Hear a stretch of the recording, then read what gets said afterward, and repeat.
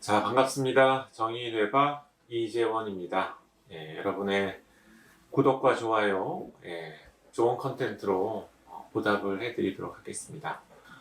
자, 오늘 컨텐츠는 제가 옛날에 경험했던 저한테는 어떻게 봤을 때는 트라우마라고도 할 수 있을 텐데요. 그게 생각이 나서 옛날에 그 사건 이후로 제가 어떤 진료 스타일이나 이런 것들이 많이 달라졌던 것 같아요. 그래서 그 내용을 한번 말씀을 드려보고 싶습니다.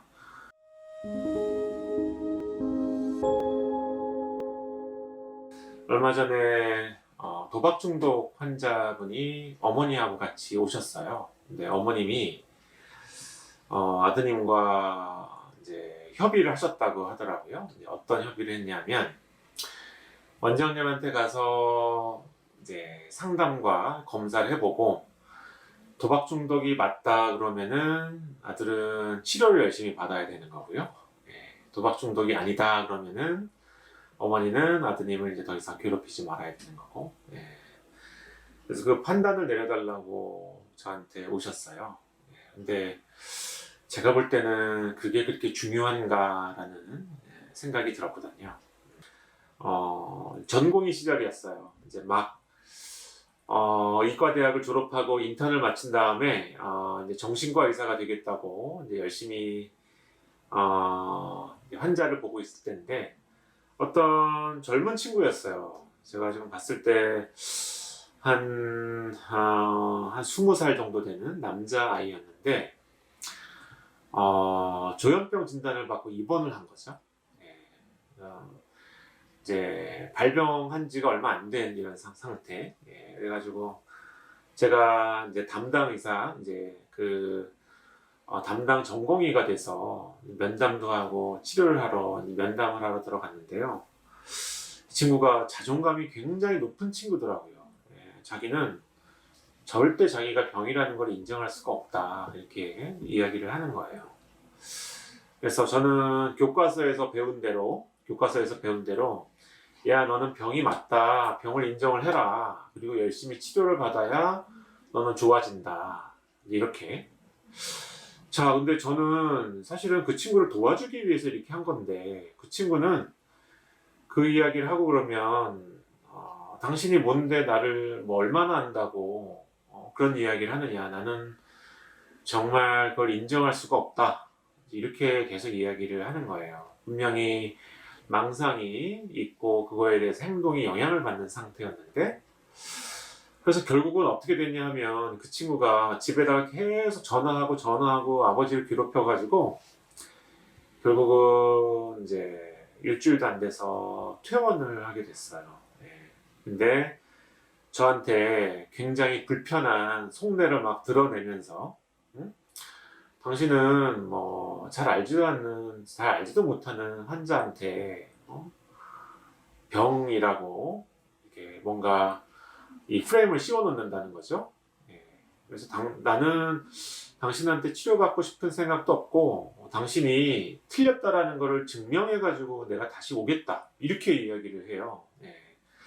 그래서 되게 이제 황당한 전공이 얼마 안 됐을 때 조금 이제 좀 충격을 받는 사건이었어요. 그 친구가 와서 이제 그렇게 이야기한 게.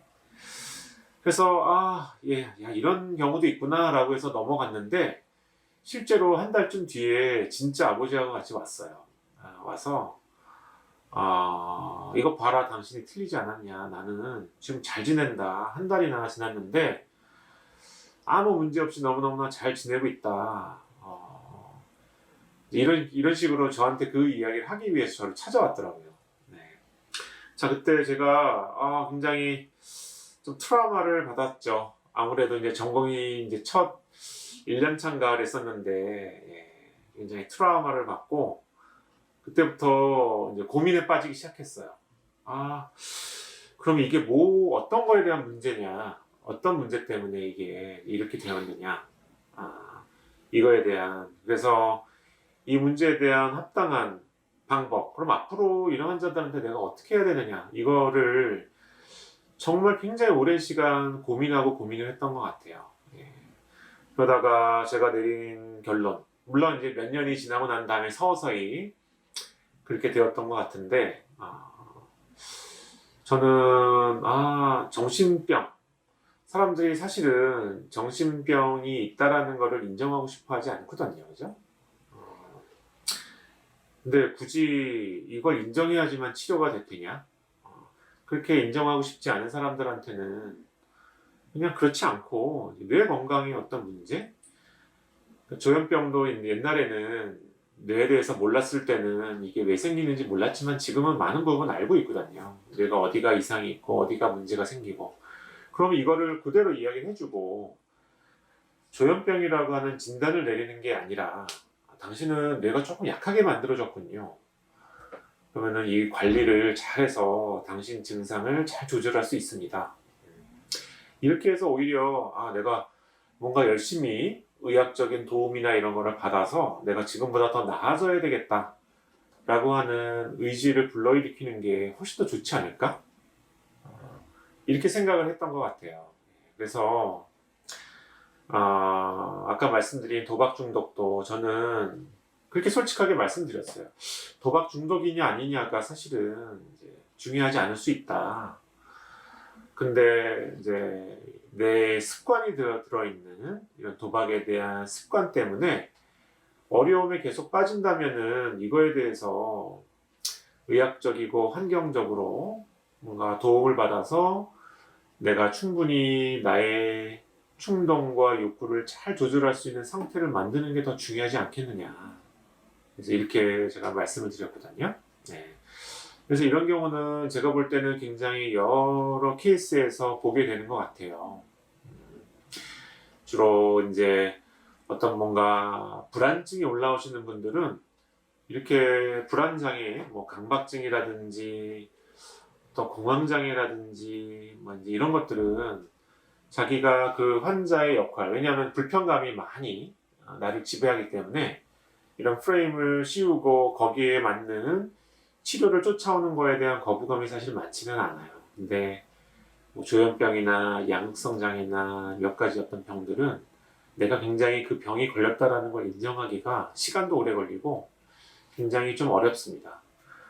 그래서 이거를 인정하지 않아서 치료와 거리가 멀어지고 이것 때문에 치료가 늦어지고 이렇게 돼서 벌어지는 불이익을 예방을 하려면 뭐 제가 봤을 때는 병이 중요한 것보다는 내가 지금 뭐가 불편하고 어떤 걸 하고 싶은데 뭐가 잘 안 되고 이런 쪽으로 뇌에 관련된 쪽으로 접근을 하는 게 더 유익할 수 있다라고 이렇게 생각을 해요. 그래서 제가 이제 뇌에 관련된 이야기를 자꾸만 말씀을 드리는 게 사실은 이제 그런 이유도 있습니다. 조금 더 내 뇌가 어떤 작동으로 어떻게 작동해서 이런 문제가 생겼는지를 잘 이해를 해야 거기에 대한 편견을 가지지 않게 될 수 있게 되는 거고요. 좀 더 적극적으로 내 문제를 해결하기 위해서 노력을 할 수 있는 이런 계기가 마련이 되는 것 같아요. 그래서 많은 분들이 저한테 오셔서 선생님은 참 뭔가 느낌이 좀 다르세요라고 이제 말씀하시는 분들이 꽤 있어요. 이제 그게 제가 봤을 때는 그 관점의 차이가 아닌가 생각이 됩니다. 그래서 저는 병을 꼭 어떤 진단을 꼭 내려야지만 치료를 할 수 있는 것 이거는 아니라고 생각이 들고요. 만약에 내과에 가셔서 감기약을 처방을 받는다고 한번 생각을 해보세요. 근데 그 감기약이 모두 같을까요? 어떤 분은 코감기, 어떤 분은 목감기, 어떤 분은 몸살 감기 이것마다 똑같은 병이지만 치료가 모두 다 달라지거든요. 정신과 문제도 역시 마찬가지다라고 생각합니다. 자, 그래서 오늘 도박 환자분이 저한테 진단을 내려달라고 해서 옛날 생각이 나서 그거에 대해서 말씀을 드려봤습니다. 여러분들한테 재미있고 유익하셨으면 좋겠습니다. 이상 오늘 컨텐츠는 여기서 마치겠습니다. 감사합니다.